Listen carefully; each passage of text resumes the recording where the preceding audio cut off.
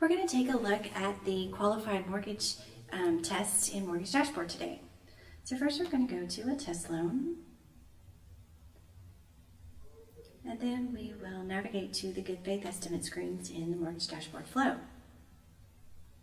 From there we will be able to see all the tabs associated with the good faith estimate, and you would complete those as you would normally do so, inputting your important dates and all the fees associated with the loan. Once that's complete, you can go to the Qualified Mortgage tab, which you can see is showing as a green tab at the moment. The tab changes to red if there's any concern related to Qualified Mortgage test. So let's take a look at the sections of the Qualified Mortgage tab. The first section is the Loan Qualifications check.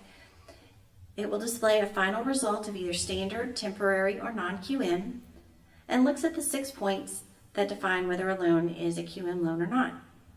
The first one is the points and fees, and it will show you the maximum amount of points and fees associated for the loan, and it will show you your actual loan data, so you'll know what you're charging, and then it will show you the total amount you have left that you could charge or if you've gone over.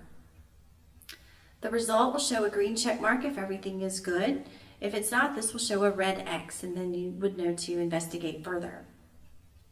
The next section is the debt to income ratio, and it's going to look at whether your loan exceeds a 43% DTI.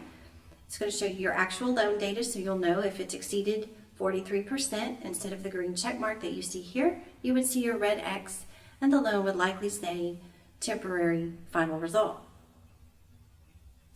For numbers 3, 4, 5, and 6, this is the loan term, the balloon payment, the negative amortization, and the interest only.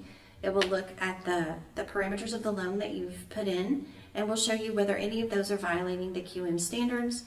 And here, as you see the green check mark, everything is good. If any of these had failed the test, you would see a red X.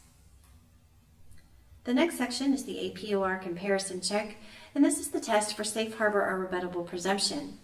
MortgageDashboard performs the test for safe harbor rebuttable presumption based on both the CFPB rule, and if the loan happens to be FHA, it will check for the FHA specific safe harbor rebuttable presumption check.